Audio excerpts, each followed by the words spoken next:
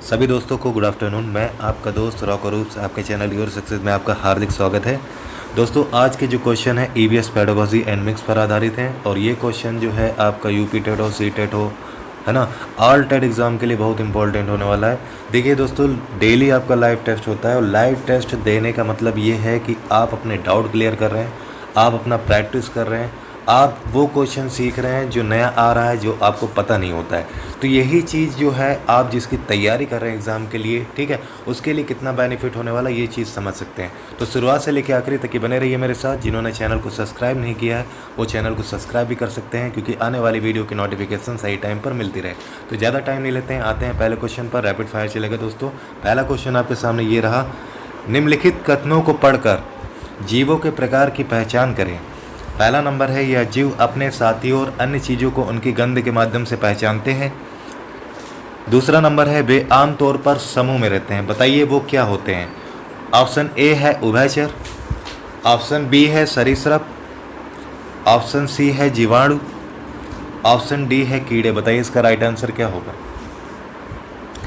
देखिए, जो अपने साथियों और गंध के माध्यम से जो पहचानता है और समूह में रहता है या फिर हम कहें कॉलोनी में रहता है, उसको दोस्तों जो है हम लोग कीड़े बोलते हैं। ठीक है, कीड़े बोलते हैं क्योंकि कीड़े जो है कॉलोनी में रहते हैं और ये अपनी गंध के माध्यम से विशिष्ट प्रकार के स्राव को माध्यम से अपने साथियों और अन्य चीज़ों की पहचान करते हैं, जिन्हें हम लोग दोस्तों फेरोमोन्स क्या बोलते हैं, फेरोमोन्स। ठीक है, तो ये चीज़ याद रखिएगा, जिन्हें हम लोग फेरोमोन्स के नाम से जानते हैं। ठीक है, तो ये याद रखिएगा फेरोमोन्स। ठीक है, ना कि उभयचर होता है, सरीसृप नहीं होता है, जीवाणु नहीं होता है। ऑप्शन हमारा जो है डी राइट होगा, कीड़े। बहुत बढ़िया दोस्तों, उम्दा। ठीक है, डी हमारा राइट है, बहुत बढ़िया।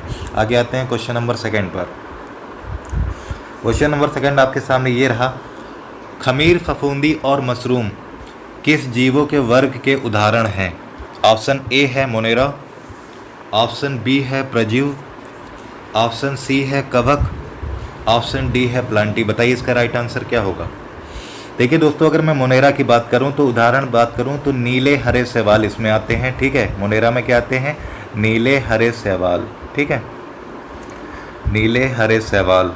अगर मैं प्रजीव की बात करूं तो प्रजीव में जो आता है पादप हो गया, ठीक है, और प्लवक हो गया। ठीक है, पादप और प्लवक, है ना। अगर मैं कवक की बात करूं तो कवक में जो आता है खमीर हो गया, फफूंदी हो गया। ठीक है, खमीर और फफूंदी। ठीक है, अगर मैं दोस्तों प्लांटी की बात करूं तो प्लांटी में जो आता है दोस्तों विभिन्न प्रकार के पौधे होते हैं। ठीक है, क्या होता है, विभिन्न प्रकार के पौधे। ठीक है, तो यहाँ पर आप देख सकते हैं कि कवक में क्या आया था, कवक में जो आता है खमीर, फफूंदी और मशरूम, ये जीवों के वर्ग के उदाहरण। तो हमारा जो राइट आंसर होगा सी होगा। ठीक है, ए बी डी तो नहीं होने वाला, वो चीज़ मैं आपको बता चुका हूँ। तो सी हमारा राइट आंसर होगा। बहुत बढ़िया, बहुत ज़बरदस्त, बहुत अच्छा आंसर कर रहे हो दोस्तों, बहुत बढ़िया। ऐसे ही करना है आप लोगों को आंसर। आगे चलते हैं क्वेश्चन नंबर थर्ड पर। क्वेश्चन नंबर थर्ड आपके सामने ये रहा, हेमा कुछ दूध खरीदती है और वह उसे बैक्टीरिया मुक्त रखना चाहती है, उसे किस प्रक्रिया का अनुसरण करना चाहिए। ऑप्शन ए है उबालना चाहिए, ऑप्शन बी है पास्तुरीकरण करना चाहिए, ऑप्शन सी है शीतलन और ऑप्शन डी है हिमीकरण। बताइए इसका राइट आंसर क्या होगा। देखिए, अगर मैं हिमीकरण की बात करूं तो हिमीकरण क्या होता है, फ्रीजिंग होता है। क्या होता है, फ्रीजिंग, है ना, फ्रीजिंग हो गया। शीतलन की बात करूं तो ये क्या होता है, कूलिंग हो गया। ठीक है, बात करें दोस्तों क्वेश्चन की तो हेमा जो कुछ दूध खरीद रही और बैक्टीरिया मुक्त करना चाह रही, तो वो प्रक्रिया जो है दोस्तों पाश्चुरीकरण करेगी, बल्कि उबालेगी नहीं, क्योंकि उबालने से क्या होता है, कुछ बैक्टीरिया रह जाते हैं। ये नहीं है कि उबालने से सारे बैक्टीरिया खत्म हो जाते हैं। ठीक है, तो पाश्चुरीकरण जो होता है वो प्रक्रिया होती है दोस्तों, जिसमें हम लोग दूध को क्या करते हैं, 63 डिग्री सेंटीग्रेड पर जो है दूध को रखते हैं, है ना। और इसमें क्या होता है, जितने भी बैक्टीरिया दूध में होते हैं सारे खत्म हो जाते हैं। ठीक है, तो राइट ऑप्शन जो होगा आपका पाश्चुरीकरण होगा, बी राइट होगा, उबालने से नहीं होगा। ठीक है, बहुत लोग उबालते करते हैं, किताबों में दिया गया है, लेकिन वो गलत है। पाश्चुरीकरण होगा, बी राइट ऑप्शन होगा। ठीक है, तो आगे आते हैं क्वेश्चन नंबर 4 पर। ठीक है, ये चीज़ हो गई होगी क्लियर। ठीक है, आगे आते हैं क्वेश्चन नंबर 4 आपके सामने ये रहा, फ्रेडरिक सिंगर द्वारा अनुक्रमित पहले प्रोटीन का नाम क्या है। ऑप्शन ए है हीमोग्लोबिन, ऑप्शन बी है इंसुलिन, ऑप्शन सी है पेप्टाइड, ऑप्शन डी है म्योग्लोबिन। बताइए इसका राइट आंसर क्या होने वाला है। तब तक मैं कुछ चीज़ें आपको क्लियर कर दूं। देखिए दोस्तों, अगर मैं हीमोग्लोबिन की बात करूं तो हीमोग्लोबिन क्या होता है? ये दोस्तों लाल रक्त कोशिका में प्रोटीन से होता है, जो मानव शरीर के अंगों और टिश्यू में क्या पहुंचाता है? ऑक्सीजन पहुंचाता है। और अगर मैं CO2 की बात करूं तो CO2 जो है फेफड़े में पहुंचाता है, ठीक है। और एक चीज़ याद रखिएगा, हीमोग्लोबिन अगर मैं मेल की बात करूं, ठीक है, तो मेल में जानते कितना होता है? मेल में होता है 13.5 से लेके 17.5 ग्राम प्रति डेसीलीटर, ठीक है, ग्राम प्रति डेसीलीटर, ये याद रखिएगा। अगर मैं फीमेल की बात करूं तो फीमेल में जो होता है दोस्तों, फीमेल की अगर मैं बात करूं तो 12 से लेकर 15.5 15.5, ठीक है, ग्राम प्रति डेसीलीटर औसतन स्तर माना जाता है, ठीक है।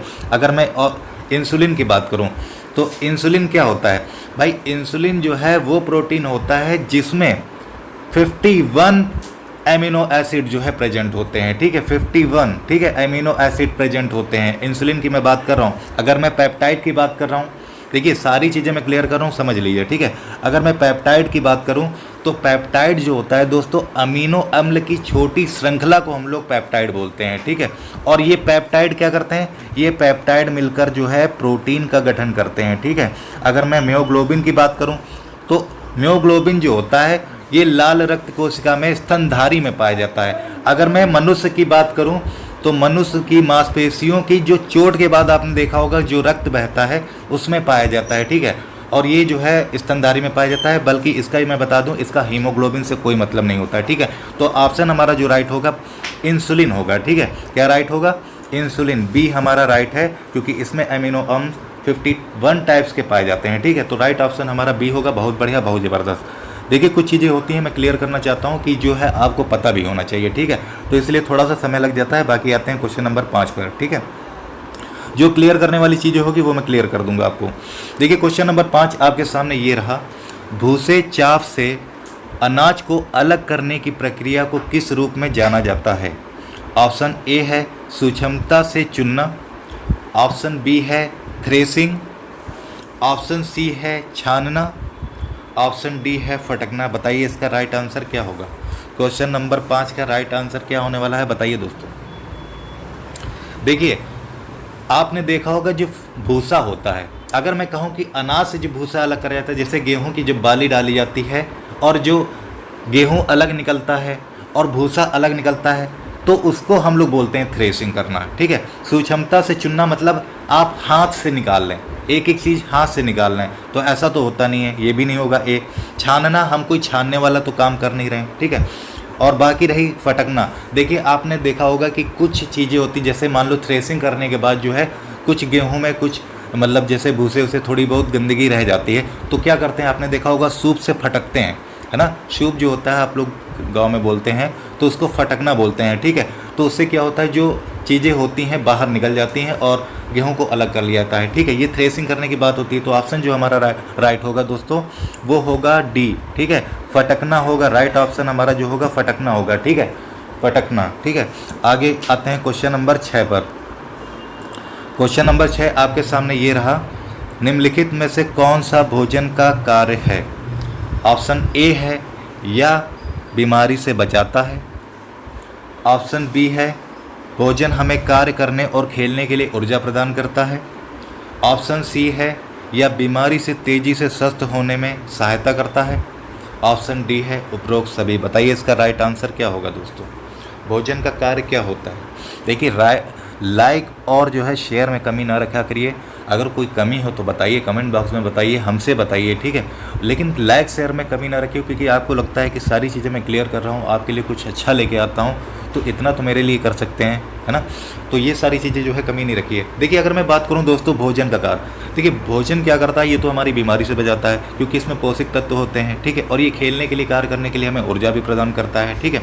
और ये हमें स्वस्थ होने का सहायता करता है। तो सारी चीज़ें आती हैं भाई, भोजन में तो बहुत सारे तत्व पाए जाते हैं ना, पौष्टिक तत्व। तो ये सारी चीज़ें तो आपको पता ही है कि भोजन नहीं खाएंगे, भोजन नहीं करेंगे तो हमारे अंदर जो है ऊर्जा कैसे पैदा होगी, हम कार्य कैसे करेंगे, है ना। तो ये सारी चीज़ें होती हैं। तो ऑप्शन जो हमारा राइट होगा डी राइट होगा। बहुत बढ़िया, ठीक है, सारे ऑप्शन आते हैं बिल्कुल सही हैं, ठीक है। तो उपरोक्त सभी डी हमारा राइट ऑप्शन है। बहुत उम्दा, बहुत ज़बरदस्त। आंसर आपका बिल्कुल सही कर रहे हो आप लोग, बस ऐसा ही करना है, ठीक है। जो चीज़ ना आए वो हमें कमेंट बॉक्स में कर सकते हो या हमसे पूछ भी सकते हैं, ठीक है। क्वेश्चन नंबर 7 आपके सामने ये रहा। किस तरह के पौधे को अपना जैविक जीवन चक्र पूरा करने में 2 साल लगते हैं? बहुत इंपॉर्टेंट क्वेश्चन है। किस तरह के पौधे को अपना जैविक जीवन चक्र पूरा करने में 2 साल लगता है? ऑप्शन ए है वार्षिक पौधा, ऑप्शन बी है द्विवार्षिक पौधा, ऑप्शन सी है बारहमासी पौधा, ऑप्शन डी है उपरोक्त सभी। बताइए इसका राइट आंसर क्या होने वाला है। तब तक आप लोग आंसर बताइए, तब तक मैं कुछ चीज़ें क्लियर करूँ। देखिए वार्षिक पौधे का मतलब जानते हैं, वार्षिक पौधे में आता है जैसे आपको मान लीजिए सूरजमुखी, उसको जो है वर्ष भर लग जाता है, ठीक है। अगर मैं द्विवार्षिक की बात करूं तो द्विवार्षिक पौधे जो होते हैं अपने जैविक जीवन जो है पूरा करने में 2 साल लगता है, ठीक है। द्विवार्षिक पौधे की मैं बात कर रहा हूँ, 2 साल लगते हैं, ठीक है। जैसे मैं इसमें बता दूं, ये पहले साल में क्या होता है, द्विवार्षिक पौधे में पहले साल में जो है इसमें जड़ और पत्तियां, ठीक है, और तनों से बढ़ता है, ठीक है। द्विवार्षिक पौधे में क्या होता है, जड़ और तना और पत्तियां, ये चीज़ें आती हैं। और दूसरे साल में क्या आता है, इसमें जो है दूसरे साल में फूल आने लगते हैं, ठीक है। दूसरे साल में क्या आने लगते हैं, फूल आने लगते हैं। जैसे मैं बात करूं, गाजर हो गया, मूली हो गई, है ना, प्याज हो गया, है ना, सौंफ हो गया, ये जो होते हैं द्विवार्षिक पौधे में होता है, ठीक है। अगर मैं बात करूं बारहमासी पौधा, तो बारहमासी पौधे में जो आता है दोस्तों वो होता है ट्रम्पेट वाइन। क्या आता है, ट्रम्पेट वाइन हो गया, या फिर हम इसको बोल सकते हैं ग्रैप भी बोल सकते हैं, ठीक है। या फिर हम इसके अंदर आता है स्वीट पी, ठीक है। ये चीज़ें आती हैं, ये बारहमासी पौधे होते हैं। और उपरोक्त सभी तो नहीं होगा, तो ऑप्शन जो हमारा राइट ऑप्शन होगा दोस्तों वो होगा द्विवार्षिक पौधे, ठीक है। द्विवार्षिक पौधा ही हमारा राइट होगा, 2 साल इसमें लगता है। और इसमें जो आता है गाजर, मूली, प्याज, सौंफ, ये सारी चीज़ें आते हैं, ठीक है। तो समझ गए होंगे बी ऑप्शन हमारा यहाँ पर राइट होगा, ठीक है। आते हैं क्वेश्चन नंबर 8 पर। क्वेश्चन नंबर 8 आपके सामने ये रहा। निम्न में से कौन सा प्राणी नम त्वचा की मदद से सांस लेता है? बताइए। ऑप्शन ए है केचुआ, ऑप्शन बी है मछली, ऑप्शन सी है गौरैया, ऑप्शन डी है चूहा। बताइए इसका राइट आंसर क्या होगा। कौन सा प्राणी जो है नम त्वचा की मदद से सांस लेता है? देखिए बहुत सारे जो होते हैं, विभिन्न जीव जो होते हैं अपनी सांस लेने के लिए विभिन्न अंगों का उपयोग करते हैं, ठीक है। कौन कौन, जैसे मैं अगर बात करूं, केचुआ जो होता है, केचुआ जो है सांस लेने के लिए अपनी नम त्वचा का जो है प्रयोग करता है, ठीक है। केचुआ क्या करता है, नम त्वचा का मदद करता है, ठीक है। नम त्वचा की मदद लेता है सांस लेने के लिए। अगर मैं मछली की बात करूं तो मछली किससे सांस लेती है? मछली जो है गलफड़े से लेती है, ठीक है। किससे लेती है? गलफड़े से लेती है, ठीक है। अगर मैं बात करूं जैसे और चीज़ें हैं, जैसे गौरैया हो गई, ठीक है, और मेढक हो गया, तो ये सारी चीज़ें जो होते हैं दोस्तों ये फेफड़े का करते हैं। किसका करते हैं? फेफड़े से सांस लेते हैं, ठीक है, फेफड़े से लेते हैं। तो ऑप्शन आप समझ गए होंगे कि हमारा जो राइट आंसर होगा केचुआ होगा। केचुआ जो होता है सांस लेने के लिए अपनी नम त्वचा का उपयोग करता है, तो राइट ऑप्शन जो होगा दोस्तों ए राइट ऑप्शन होगा। बहुत बढ़िया दोस्तों, ठीक है, ए ऑप्शन हमारा यहाँ पर राइट होगा, ठीक है। आते हैं क्वेश्चन नंबर 9 पर। बहुत बढ़िया, क्वेश्चन नंबर 9 आपके सामने ये रहा दोस्तों। जब किसी समूह, बहुत इंपॉर्टेंट क्वेश्चन है ये, वेरी इंपॉर्टेंट क्वेश्चन, पहले से लिख दे रहा हूँ। जब किसी समूह का मुखिया पुरुष होता है तो पितृसत्ता किसके द्वारा प्रदर्शित की जाती है? ऑप्शन ए है खरगोश, ऑप्शन बी है हाथी, ऑप्शन सी है मधुमक्खी, ऑप्शन डी है अफ्रीकी हाथी। बताइए इसका राइट आंसर क्या होगा। जब किसी समूह का मुखिया पुरुष होता है तो पितृसत्ता किसके द्वारा प्रदर्शित की जाती है? देखिए, और इस बार क्वेश्चन बहुत चुनिंदा लेके आया, बहुत ही इंपॉर्टेंट क्वेश्चन आपके लिए लाया, ठीक है। तो ये चीज़ ध्यान रखिएगा कि इसमें जो है लाइक शेयर में कमी ना रखिए। आपको लगता है कि सारी चीज़ें क्लियर हो रही हैं तो लाइक शेयर करते रहिए, ठीक है। बताइए इसका राइट आंसर क्या होगा। देखिए दोस्तों, अगर मैं पितृसत्ता की बात करूं, पितृसत्ता क्या है? पितृसत्ता जो होती है समाज की वो प्रणाली होती है जो पुरुषों द्वारा शासित होती है, ठीक है। और इसमें क्या होता है, इसमें जो है झुंड या समूह का मुखिया जो होता है पुरुष होता है, ठीक है। और इसे क्या कहते हैं हम लोग? पितृसत्तात्मक प्रणाली के रूप में जाना जाता है, ठीक है। अगर मैं पशुओं में बात करूं तो पशुओं में जो है दोस्तों ये हिरण, ठीक है, पुरुषों की बात कर रहा हूँ। पशुओं में हिरण, खरगोश हो गया, ठीक है, बंदर हो गया, जेब्रा आता है, और हिरण आता है, या दरियाई घोड़ेदारा जो है प्रदर्शित की जाती है। ठीक है, अगर मैं मात्र सतह, यहाँ पर आप पितृ सतह की मैंने बात करी है, अगर मात्र सतह की अगर बात आपसे पूछ ले, सुन लीजिए बात को, अगर मात्र सतह का अगर क्वेश्चन आ जाता है तो मात्र सतह में जो आएगा दोस्तों उसमें महिला जो है मुखिया का वर्चस्व होता है, और इसमें जो आएगा दोस्तों अफ्रीकी हाथी, इसमें आएगा अफ्रीकी हाथी, मधुमक्खी आएगा और लाल हिरण द्वारा प्रदर्शित किया जाता है। तो पितृसत्ता में आप जो देख रहे हैं, पितृसत्ता में हमारा जो होगा दोस्तों खरगोश होगा, हाथी नहीं होता है। ठीक है, और मधुमक्खी और अफ्रीकी हाथी ये मातृसत्ता में आता है। ये किस में आता है? ये मातृसत्ता में आता है। ठीक है, तो पितृसत्ता में खरगोश आता है, बंदर आता है, हिरण आता है और दरियाई घोड़ा आता है। ठीक है, ये चीज़ याद रखिएगा। तो ऑप्शन जो हमारा राइट हो दोस्तों, ए हमारा राइट होगा। ठीक है, क्या राइट होगा? ए हमारा राइट होगा, खरगोश। तो ये चीज़ आपको क्लियर हो गई होगी, है ना? ये चीज़ क्लियर हुई। चलते हैं दोस्तों आगे क्वेश्चन नंबर 10 पर। क्वेश्चन नंबर 10 आपके सामने ये रहा, वर्षा की दृष्टि से निम्नलिखित में से कौन सा राज्य विषम है? ऑप्शन ए है अरुणाचल प्रदेश, ऑप्शन बी है मणिपुर, ऑप्शन सी है त्रिपुरा, ऑप्शन डी है हरियाणा। बताइए वर्षा की दृष्टि से इनमें कौन सा विषम है? बताइए इसका राइट आंसर क्या होगा।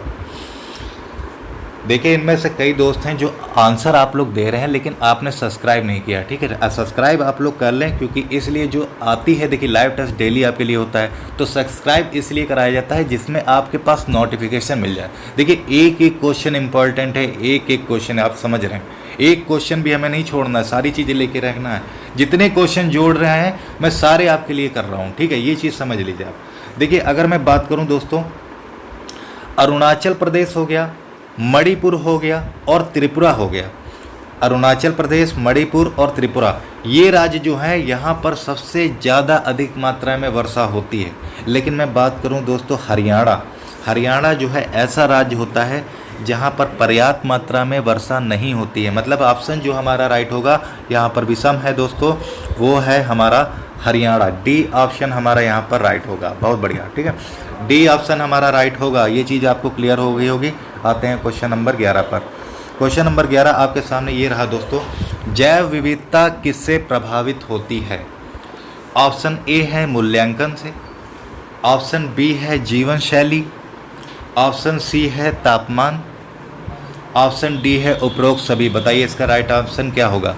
जैव विविधता किससे प्रभावित होती है? देखिए तब तक आप लोग आंसर बताइए, मैं आपको बात क्लियर कर दूं। जैव विविधता जिसको हम लोग कहते हैं बायोडाइवर्सिटी। ठीक है, देखिए जैव विविधता होती क्या है भाई? जैव विविधता जो होती है जीवों में पाई जाने वाली विभिन्नता होती है। जैसे मैं बात करूं, पृथ्वी के जो बहुत अलग अलग टाइप के आवास होते हैं, अलग अलग तरह के जो पादप जीव जंतुओं होते हैं ना, इनमें जो उपस्थित होता है यही तो जैव विविधता होती है। ठीक है, और जैव विविधता की अगर मैं बात करूं दोस्तों, तो जैव विविधता जो प्रभावित होती है वो आपका होता है तापमान।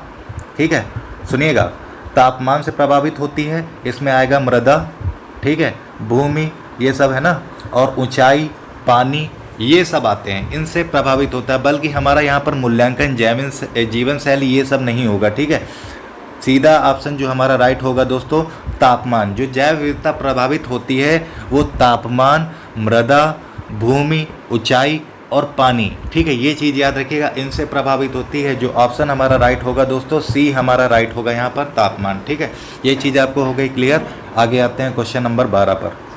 क्वेश्चन नंबर 12 आपके सामने ये रहा, आसुत जल का पीएच मान होता है। बताइए आसुत जो जल होता है उसका पीएच मान क्या होता है? ऑप्शन ए है 14 होता है, ऑप्शन बी 7 होता है, ऑप्शन सी है 7.4 होता है, ऑप्शन डी 12 होता है। बताइए आसुत जल का पीएच मान कितना होता है? डायरेक्ट आंसर है, बताइए इसका। देखिए अगर मैं बात करूं पीएच मान, पीएच जो है पैमाने का प्रयोग क्यों करते हैं? अगर मैं बात करूं पीएच पैमाने का प्रयोग क्यों करा जाता है? ये जो है द्रव की अम्लता मतलब एसिड और क्षारकता मापने के लिए पीएच का मान का हम लोग प्रयोग करते हैं। ठीक है, अगर ये चीज़ याद रखिएगा, अगर पीएच मान 0 से 7 है, 0 से 7 के बीच में है तो समझ जाइएगा कि वो अम्ल है। अगर 0 है तो वो समझ जाइए कि ये सर्वाधिक प्रबल अम्ल है। अगर मैं बात करूं 7 से 17 के बीच में है तो समझ जाइए ये क्षार है। और इसमें से जो क्षार होगा प्रबल क्षार वो होता है 14 हमारा क्या होता है, प्रबल क्षार होता है, ठीक है। तो किसी द्रव का पीएच मान क्या होता है, 7 होता है, और ये 7 जो है ये उदासीन है। तो यहाँ पर आप देख रहे हैं कि आसुत जल के ये समान कुछ होगा, ठीक है। तो हमारा जो राइट ऑप्शन होगा 7 होगा, बल्कि 14 नहीं होगा, 7.4 नहीं होगा, क्योंकि ये रक्त का पीएच मान होता है, 12 भी नहीं होगा, ठीक है। तो ऑप्शन जो हमारा राइट है आसुत जल का, आसुत जल का जो राइट होगा वो 7 होगा। बी हमारा यहाँ पर राइट होगा दोस्तों, ठीक है, बी हमारा राइट होगा, ठीक है। 7.4 रक्त का पीएच मान होता है, ठीक है, और 7 जो पीएच मान है ये उदासीन है और ये आसुत जल के जो है समान होता है, ठीक है। तो बी हमारा राइट होगा 7, ठीक है। यहाँ पर ये चीज़ हो गई होगी क्लियर। आते हैं क्वेश्चन नंबर 13 पर। क्वेश्चन नंबर 13 आपके सामने ये रहा दोस्तों। भारतीय खारे पानी के मगरमच्छ भारतीय खारे पानी के मगरमच्छ में पाए जाते हैं। ऑप्शन ए है भितरकनिका राष्ट्रीय उद्यान, ऑप्शन बी है बांदीपुर राष्ट्रीय उद्यान, ऑप्शन सी है सुंदरबन राष्ट्रीय उद्यान, ऑप्शन डी है रणथंभौर राष्ट्रीय उद्यान। बताइए इसका राइट आंसर क्या होने वाला है। इसका राइट आंसर बताइए क्या होगा दोस्तों। देखिए तब तक मैं एक चीज़ क्लियर कर दूं, आप लोग बताइए आंसर क्या होगा। देखिए अगर मैं रणथंभौर की बात करता हूँ तो रणथंभौर कहाँ पर है, रणथंभौर राष्ट्रीय उद्यान कहाँ पर है, ये आप बताओगे कि राजस्थान में है ना, राजस्थान में है ना। और ये किसके लिए फेमस है, सीधी सी बात है टाइगर रिजर्व के लिए, है ना। अगर मैं सी की बात करूँ सुंदरवन, तो सुंदरवन कहाँ पर है, सुंदरवन आता है पश्चिम बंगाल, ये तो सबको रटा होगा पश्चिम बंगाल में। और ये किसके लिए है, रॉयल टाइगर के लिए फेमस है ना, रॉयल टाइगर के लिए। अगर मैं बात करूँ बांदीपुर, तो बांदीपुर कहाँ पर है, बांदीपुर आप बताओगे कि सर कर्नाटक में है ना, कहाँ पर है, कर्नाटक में। और ये किसके लिए फेमस है, टाइगर रिजर्व के लिए। अगर मैं भीतरकनिका की बात करूँ तो भीतरकनिका में आप जानते हैं कि ये उड़ीसा में है, और ये जो है 70% भीतरकनिका में 70% जो है खारे पानी के मगरमच्छ पाए जाते हैं दोस्तों, ठीक है। तो ऑप्शन जो हमारा राइट होगा दोस्तों, खारे पानी के मगरमच्छ जो पाए जाते हैं वो भीतरकनिका राष्ट्रीय उद्यान मतलब उड़ीसा में पाए जाते हैं। ए ऑप्शन हमारा यहाँ पर राइट होगा, बहुत बढ़िया, ठीक है। ए ऑप्शन हमारा यहाँ पर राइट है दोस्तों, ठीक है। देखिए दोस्तों लाइक शेयर आप लोग करते रहिए, बोलते बोलते गला भी हमारा दर्द होने लगता है, लेकिन आप जो है ना ये चीज़ नहीं समझते हो, ठीक है। देखिए क्वेश्चन नंबर 14 पर आ चुके हैं हम लोग। क्वेश्चन नंबर 14 आपके सामने ये रहा। निम्नलिखित में से कौन मणिपुर के लिए एक सीमावर्ती राज्य नहीं है। ऑप्शन ए है, क्वेश्चन को समझिएगा, मणिपुर के लिए सीमावर्ती राज्य नहीं है, नहीं है बात पूछा है, ठीक है। ऑप्शन ए है Nagaland, option B Mizoram, option C है असम, ऑप्शन डी है मेघालय। बताइए इसका राइट आंसर क्या होगा।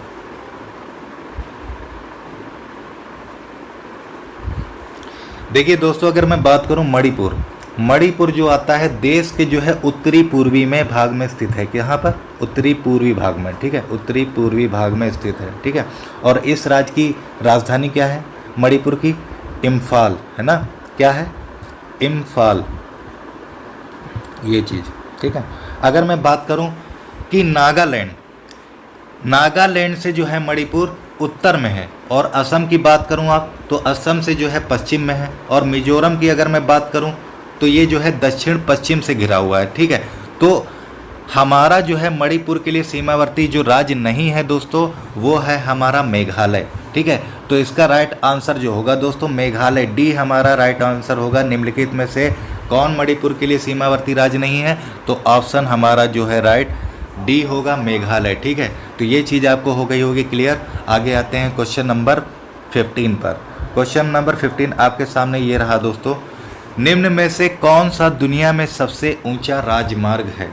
ऑप्शन ए है दिल्ली अमृतसर, ऑप्शन बी है आगरा से मुंबई, ऑप्शन सी है पुणे से मछलीपट्टनम, ऑप्शन डी है लेह से मनाली। बताइए इनमें से कौन सा दुनिया का सबसे ऊंचा राजमार्ग है। इसका राइट आंसर क्या होगा दोस्तों, बताइए इसका राइट आंसर क्या होगा। देखिए अगर मैं बात करूं दोस्तों उत्तर भारत में हिमाचल प्रदेश के जो मनाली है, ठीक है, उत्तर भारत में हिमाचल प्रदेश का जो मनाली और जम्मू कश्मीर का जो लेह को ये जोड़ने वाला राजमार्ग है, कौन, लेह मनाली, ठीक है, ये जोड़ने वाला राज्य है। और ये बता दूं मैं दोस्तों, ये साल में केवल 4 बार जो है, 4 महीने, ठीक है, 4 महीने के लिए जो खुला रहता है, ठीक है। क्यों? क्योंकि अक्टूबर के बाद से जो है यहाँ पर जो है वर्षा होने मतलब बर्फबारी होने लगती है, ठीक है। और ये जो है बता दूं, ये राष्ट्रीय राजमार्ग 21 का ही भाग है, राष्ट्रीय राजमार्ग 21 का भाग है, ठीक है, 21 का भाग है, राष्ट्रीय राजमार्ग 21 का भाग है। तो जो राइट आंसर हमारा होगा लेह मनाली होगा, डी हमारा राइट होगा, लेह मनाली, ठीक है। सबसे ऊंचा राजमार्ग है डी हमारा, ठीक है, लेह मनाली, ये हमारा राइट होगा। दिल्ली अमृतसर, आगरा मुंबई, सी पुणे पुणे पश्चिमी मछलीपट्टनम, ये नहीं होगा, ठीक है। तो ऑप्शन हमारा जो राइट होगा डी होगा, ठीक है। क्वेश्चन नंबर 16 पर आते हैं। क्वेश्चन नंबर 16 आपके सामने ये रहा, निम्न में से कौन सी प्राकृतिक आपदा है? ऑप्शन ए है आग, ऑप्शन बी है तेल का रिसाव, ऑप्शन सी है परमाणु विस्फोट, ऑप्शन डी है सूखा। बताइए इसका राइट आंसर क्या होगा? निम्न में से कौन सा प्राकृतिक आपदा है? बताइए इसमें राइट आंसर क्या होने वाला है? इसमें से प्राकृतिक आपदा क्या होने वाला है? देखिए दोस्तों, अगर मैं बात करूं आग की अगर मैं बात करूं, आग हो गया और तेल का रिसाव हो गया और परमाणु विस्फोट हो गया, तो ये जो है दोस्तों, ये आपका जो आएगा ये मानव जनित है, मतलब मानव से रहित है, मतलब मानव से डिपेंड करता है, ठीक है। मानव द्वारा आग लगती है, मानव द्वारा जो है तेल का रिसाव भी होता है, मानव द्वारा परमाणु विस्फोट होता है, लेकिन मानव द्वारा जो है सूखा नहीं होता, क्योंकि सूखा जो आता है दोस्तों ये नेचुरल चीज़ें में आता है, ठीक है। तो ए बी सी तो हमारा होगा नहीं, ऑप्शन जो हमारा राइट होगा दोस्तों डी हमारा राइट होगा, सूखा, ठीक है। क्योंकि सूखा जो है ये प्राकृतिक आपदा में आता है, ठीक है। तो ये चीज़ आप समझ गए होंगे, ठीक है। डी हमारा यहाँ पर राइट होगा दोस्तों, ठीक है। आगे आते हैं, क्वेश्चन नंबर 17 आपके सामने ये रहा दोस्तों, कीट, केकड़े, घोंगा, स्टारफिश जैसे जीवों को वर्ग में शामिल किया गया है, किस वर्ग में शामिल करा गया है? ऑप्शन ए है अकशेरुकी, ऑप्शन बी है कशेरुकी, ऑप्शन सी है स्तनधारी, ऑप्शन डी है उपरोक्त सभी। बताइए इसका राइट आंसर क्या होगा? देखिए मैं दोस्तों, अगर मैं बात करूं अकशेरुकी जो होते हैं वो जीव होते हैं जिनमें रीढ़ की हड्डियां नहीं होती हैं, ठीक है, और उन्हें अकशेरुकी के नाम से जाना जाता है। जैसे मैं बात करूं, इसमें जो आता है कशेरुकी में कीट हो गया, केकड़े हो गए, घोंगे हो गए, स्टारफिश, है ना। इसमें क्या आता है? कीट, केकड़े, है ना, कीट, केकड़े, स्टारफिश, घोंगा, ये सब आता है। अगर कशेरुकी की अगर बात की जाए तो कशेरुकी में जो होती है रीढ़ की हड्डियाँ पाई जाती हैं, ठीक है। जैसे मैं बात करूँ, इसमें जो आता है स्तनपाई हो गया, पक्षी हो गए, ठीक है, स्तनपाई पक्षी हो गया, मछली हो गया, सरीसृप हो गया, ये सब आते हैं, ठीक है। तो स्तनधारी उपरोक्त सभी नहीं होने वाला है, सीधी सी बात है, ऑप्शन हमारा ए राइट होगा, अकशेरुकी, क्योंकि अकशेरुकी जो है इनमें रीढ़ की हड्डियाँ नहीं होती है, और अकशेरुकी में जो है कीट, केकड़े, घोंगे, स्टारफिश, ये जीव जो है वर्ग में शामिल किए गए हैं, ठीक है। तो ऑप्शन जो हमारा राइट होगा दोस्तों ए हमारा राइट ऑप्शन है। बहुत बढ़िया, ठीक है। आगे आते हैं क्वेश्चन नंबर 18 पर। क्वेश्चन नंबर 18 आपके सामने ये रहा, थोड़ा सा मिस प्रिंट है, इसको सही कर लीजिएगा। सिंचाई के मामले में, यहाँ से क्वेश्चन है, सिंचाई के मामले में भारत किस स्थान पर है? ऑप्शन ए है प्रथम स्थान पर है, ऑप्शन बी सेकंड स्थान पर है, ऑप्शन सी थर्ड स्थान पर है, ऑप्शन डी फोर्थ स्थान पर है। बताइए सिंचाई के मामले में भारत किस स्थान पर है? इसका राइट आंसर क्या होगा? देखिए अगर दोस्तों मैं बात करूँ ट्यूबवेल से जो है सिंचाई के मामले में अगर देखा जाए तो भारत का स्थान जो होगा दोस्तों प्रथम है, पहला स्थान है। क्योंकि देखिए एक ट्यूबवेल क्या है? ट्यूबवेल जो है एक पानी का एक प्रकार का कुआं होता है, ठीक है, और इसमें जो है एक लंबे 100 से लेके 200 मिलीलीटर मतलब 3.9 से लेकर 7.9 इंच के जो है स्टेनलेस स्टील ट्यूब पाइप जो है भूमिगत जल में डाली जाती है, ठीक है। पाइप देखा है आपने, डाला जाता है। तो ये चीज़ याद रखिएगा। सिंचाई के मामले में सीधी सी बात आते हैं तो प्रथम स्थान पर है, ए हमारा यहाँ पर राइट ऑप्शन होगा, ठीक है। आगे आते हैं क्वेश्चन नंबर 19 पर। क्वेश्चन नंबर 19 आपके सामने ये रहा, निम्नलिखित में से कौन सा आयोडीन का स्रोत है? पहले नंबर पर है मछली, दूसरे नंबर पर है हरी पत्तेदार सब्जियां, तीसरे नंबर पर है नमक, चौथे नंबर पर है केकड़, नहीं होगा केकड़ा होगा, यहाँ पर केकड़ा कर लीजिएगा, ठीक है। तो बताइए ए ऑप्शन पहला दूसरा सही है, बी ऑप्शन तीसरा चौथा सही है, सी ऑप्शन पहला दूसरा तीसरा सही है, डी ऑप्शन उपरोक्त सभी मतलब ऑल ऑफ द एबोव। बताइए इसका राइट आंसर क्या होगा? देखिए अगर मैं बात करूं आयोडीन का स्रोत की बात करूं तो दोस्तों वो चीज़ होता है मछली में भी होता है, हरे पत्तेदार सब्जियों में भी होता है और नमक में भी होता है, ठीक है। तो ऑप्शन हमारा जो राइट होगा दोस्तों 1 2 3 मतलब सी हमारा राइट होगा, उपरोक्त सभी नहीं आएगा दोस्तों, ठीक है। जो आयोडीन का जो स्रोत है दोस्तों वो मछली, हरे पत्तेदार सब्जियां और नमक में होगा। ठीक है, तो ये चीज़ याद रखिएगा, यही चीज़ क्लियर होती है। सी ऑप्शन हमारा दोस्तों यहाँ पर राइट होगा, उपरोक्त सभी नहीं होगा। ठीक है, आते हैं क्वेश्चन नंबर 20 पर। हमारे भोजन में अपचनीय सामग्री कहा जाता है। ऑप्शन ए है कार्बोहाइड्रेट, ऑप्शन बी है वसा, ऑप्शन सी है स्थूल पदार्थ, ऑप्शन डी है खनिज। बताइए इसका राइट आंसर क्या होगा। तब तक मैं कुछ चीज़ें क्लियर कर दूं। देखिए कार्बोहाइड्रेट सबसे ज़्यादा किस में होता है, तो आप बताओगे सर जी गेहूं में होता है, ज्वार में होता है, मक्के में होता है और बाजरा में होता है। ठीक है, अगर मैं वसा की बात करूं तो ये होता है दूध में होता है, पनीर में होता है, क्रीम में होता है, बादाम में होता है, काजू में होता है। अगर मैं बात करूं खनिज, तो खनिज क्या है भाई, खनिज तो वो होते हैं ना जो भौतिक पदार्थ होते हैं जो खोद कर निकाले जाते हैं। अगर मैं स्थूल पदार्थ की बात करूं तो स्थूल पदार्थ समझिएगा यहाँ पर दोस्तों, स्थूल पदार्थ जो है फलों और सब्जियों के खाद्य पदार्थों में मौजूद फाइबर होता है, ये कोई भोजन नहीं है। और ये चीज़ समझ लीजिए, स्थूल पदार्थ में मुख्य रूप से सेल्यूलोज होता है। क्या होता है, सेल्यूलोज। ठीक है, ये चीज़ याद रखिएगा, सेल्यूलोज भी होता है स्थूल पदार्थ में। और स्थूल पदार्थ का मुख्य कार्य मैं बता दूं, ये आंत्र गति में सहायता करता है, ये हमारे पाचन तंत्र को साफ करता है, ये जो है शरीर में जल के स्तर को नियंत्रित भी करता है। तो हमारे भोजन में अपचनीय सामग्री जो कही जाती है वो होता है दोस्तों स्थूल पदार्थ। सी हमारा राइट ऑप्शन होगा। ठीक है, सी हमारा राइट ऑप्शन होगा। ठीक है, सी हमारा राइट ऑप्शन होगा, स्थूल पदार्थ। ये चीज़ आपको क्लियर हो गई होगी। आगे चलते हैं क्वेश्चन नंबर 21 पर। क्वेश्चन नंबर 21 आपके सामने ये रहा। ईवीएस की अवधारणा की समझ को विकसित करने के लिए निम्न में से कौन सा मूल तरीका है। ऑप्शन ए है तथ्य और नियम को याद रखना, ऑप्शन बी है उत्सुकता पूर्वक निरीक्षण और अनुभव, ऑप्शन सी है अभ्यास दोहराना, ऑप्शन डी है उपयुक्त सभी। बताइए इसका राइट आंसर क्या होगा।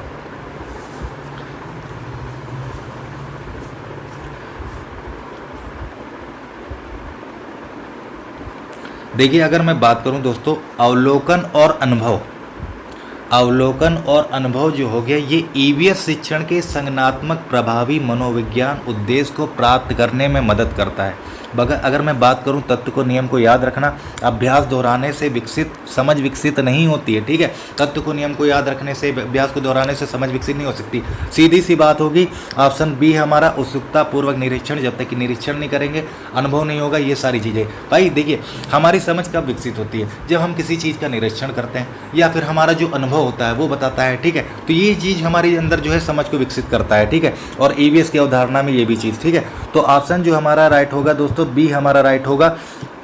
ए और सी गलत है और ऑप्शन डी हमारा उपयुक्त सभी नहीं होगा, बी हमारा सिर्फ राइट होगा। ठीक है, आगे आते हैं क्वेश्चन नंबर 22 पर। ये चीज़ क्लियर हुई। आगे आते हैं क्वेश्चन नंबर 22 आपके सामने ये रहा। पर्यावरण का विज्ञान से गहरा संबंध है, इसका अर्थ है। ऑप्शन ए है ईवीएस और विज्ञान को एक ही विषय के रूप में पढ़ाया जा सकता है। ऑप्शन बी है ईवीएस के लिए व्यवहारिक कार्य और प्रयोग हेतु प्रयोगशाला की आवश्यकता होती है। ऑप्शन सी है ईवीएस का अध्ययन करने हेतु विज्ञान के छात्रों की आवश्यकता नहीं है। ऑप्शन डी है ईवीएस छात्रों को विज्ञान का अध्ययन करने की कोई आवश्यकता नहीं है। बताइए इसका राइट आंसर क्या होगा। देखिए दोस्तों अगर मैं बात करूं कि ईवीएस के लिए जो है विज्ञान जैसे प्रयोग को प्रयोग करने हेतु जो है व्यवहारिक कार्य और प्रयोगशाला की आवश्यकता होती है। ठीक है, और ये जो है व्यवहारिक कार्य और प्रयोग इसमें शामिल भी होने चाहिए। क्यों?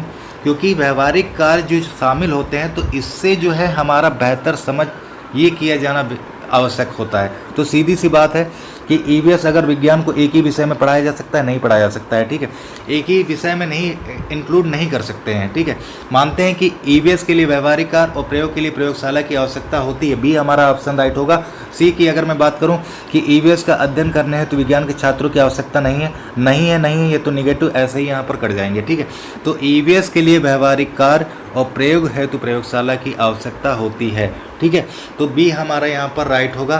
देखिए व्यवहारिक कार्य और प्रयोग, ठीक है, इसी चीज़ से पर डिपेंड करती है। ठीक है, तो बी हमारा जो है यहाँ पर राइट होगा दोस्तों। बहुत बढ़िया आंसर आप सभी लोगों का ऐसे ही करना है। आगे चलते हैं क्वेश्चन नंबर 23 पर आते हैं।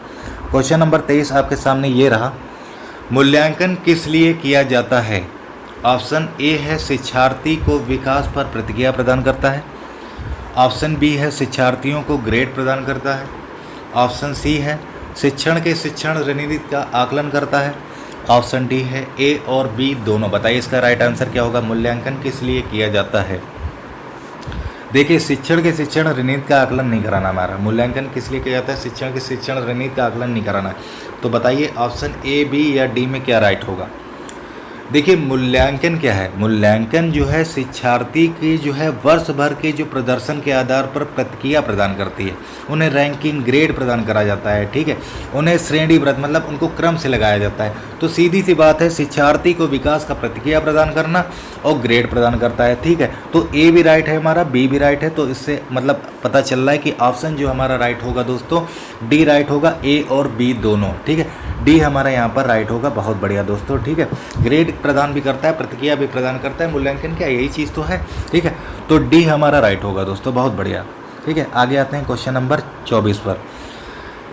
क्या समझने में मदद करता है कि एक छात्र ने पाठ्यक्रम द्वारा कितना सीखा है। ऑप्शन ए है सारांशित योगात्मक मूल्यांकन। ऑप्शन बी है रचनात्मक मूल्यांकन। ऑप्शन सी है बाल केंद्रित शिक्षा। ऑप्शन डी है साप्ताहिक मूल्यांकन। बताइए इसका राइट आंसर क्या होगा। क्या समझने में मदद करता है कि छात्र ने पाठ्यक्रम द्वारा कितना सीखा है। बताइए इसका राइट आंसर क्या होगा। देखिए दोस्तों अगर मैं योगात्मक की बात करूं, योगात्मक मूल्यांकन जो होता है अधिगम के पाठ्यक्रम समाप्ति मतलब अंत में किया जाता है। जबकि मैं रचनात्मक की बात कर लूं तो रचनात्मक मूल्यांकन क्या है। एक उपकरण है जिसका उपयोग जो है शिक्षक द्वारा सहायक वातावरण छात्र की प्रगति की निरंतर निगरानी के लिए किया जाता है। रचनात्मक क्या है भाई। रचनात्मक जो है छात्र की जो प्रगति है उसकी निगरानी के लिए किया जाता है, ठीक है। बाल केंद्रित शिक्षा होगा नहीं। साप्ताहिक मूल्यांकन तो समझ सकते हैं सप्ताह में किया जाने वाला, ठीक है। तो क्या समझने में मदद करता है कि छात्र ने पाठ्यक्रम द्वारा कितना सीखा है। तो सीधी सी बात है ऑप्शन ए हमारा राइट होगा सारांशित योगात्मक मूल्यांकन, ठीक है। क्योंकि योगात्मक जो मूल्यांकन है ये अधिगम के पाठ्यक्रम के अंत में किया जाता है, ठीक है। तो ए ऑप्शन हमारा यहाँ पर जो है राइट होगा, ठीक है। ए ऑप्शन राइट है। बहुत बढ़िया, ठीक है। बहुत बढ़िया। आगे चलते हैं क्वेश्चन नंबर 25 पर आते हैं। क्वेश्चन नंबर 25 आपके सामने ये रहा। नियम और कानून पर्यावरण अध्ययन के पहलू हैं। बताइए ऑप्शन ए है जैविक। ऑप्शन बी है सामाजिक सांस्कृतिक। ऑप्शन सी है भौतिक। ऑप्शन डी है इनमें से सभी। बताइए नियम और कानून पर्यावरण अध्ययन किसके पहलू हैं। इसका राइट आंसर क्या होगा। देखिए लाइक शेयर आप लोग नहीं करते हो, ठीक है। लाइक शेयर में बहुत कंजूसी करें, लाइक भी कर लें, अच्छा लगता है लाइक करें, इसको ज़्यादा से ज़्यादा शेयर करा करें, ठीक है। और इसको सब्सक्राइब भी कर लें आप लोग, ठीक है। तो ये सारी चीज़ें ध्यान में रखा करिए आप लोग। देखिए अगर दोस्तों मैं बात करूँ नियम और कानून ये क्या है। ये तो मानव निर्मित द्वारा एक सामाजिक क्रिया है, ठीक है। जो कि पर्यावरण अध्ययन के सामाजिक सांस्कृतिक एक पहलू होता है, ठीक है। और सामाजिक अगर सांस्कृतिक वातावरण मान्यता की बात करूं तो उसमें क्या आता है। रीति रिवाज आता है, ठीक है। रीति रिवाज आते हैं सामाजिक सांस्कृतिक, जैसे प्रथा होती है, ठीक है। व्यवहार का समूह होता है। ये सब जो होता है समाज के भीतर भरे हुए हैं, ठीक है। समाज के अंदर जो है सब विद्यमान है, ठीक है। तो जो नियम और कानून पर्यावरण अध्ययन का जो पहलू होता है वो दोस्तों होता है सामाजिक सांस्कृतिक में आता है, बल्कि जैविक नहीं होता, भौतिक नहीं होता है, डी नहीं होगा, ठीक है। तो सामाजिक ये सांस्कृतिक है, ठीक है। जो वातावरण मान्यताओं द्वारा जो है बनाया गया है समूह होता है, व्यवहार का समूह होता है, ठीक है। तो ऑप्शन जो हमारा राइट होगा दोस्तों बी हमारा राइट होगा सामाजिक सांस्कृतिक, ठीक है। तो ये चीज़ आपको हुई है क्लियर। आगे चलते हैं। बहुत बढ़िया दोस्तों। आगे आता है क्वेश्चन आपका होमवर्क। होमवर्क क्वेश्चन है दोस्तों। होमवर्क क्वेश्चन आपका ये है अंडे देने वाले जानवरों को किस नाम से जाना जाता है। उन्हें हम लोग सर्वाहारी के नाम से जानते हैं, कुतरने वाला जानवर जानते हैं, या फिर ओविपोरस जानते हैं, या फिर विविपोरस जानते हैं। बताइए अंडे देने वाले जानवरों को किस नाम से जाना जाता है। ये आपका होमवर्क क्वेश्चन है। यहाँ पर कमेंट मत करिए दोस्तों, ये आप लोग लास्ट में देखा होगा, कमेंट बॉक्स में आप लोग कमेंट करें, वहाँ पर बताइए कि अंडे देने वाले जानवरों को किस नाम से जाना जाता है। तो वहाँ पर आप लोग टाइप करके बताइएगा, ठीक है। तो यहाँ पर देखिए क्वेश्चन आपके समाप्त होते हैं। आपको हमें लगता है कि आपको जो है ये सारे क्वेश्चन जो है अच्छे लगे होंगे, आपके लिए मदद करेंगे, ठीक है। तो डेली आप लोग जो है लाइव टेस्ट दीजिए, इससे जो है आप कुछ नया सीख रहे हैं, डाउट क्लियर कर रहे हैं, है ना, और प्रैक्टिस हो रही है, ठीक है। तो ऐसे ही डेली हमारे साथ बने रहिए दोस्तों। बहुत बहुत शुक्रिया आपको। और घर पे रहिए, सेफ रहिए, ज़्यादा से ज़्यादा है दोस्तों इसको शेयर करिए, सब्सक्राइब करिए और लाइक करिए दोस्तों। धन्यवाद।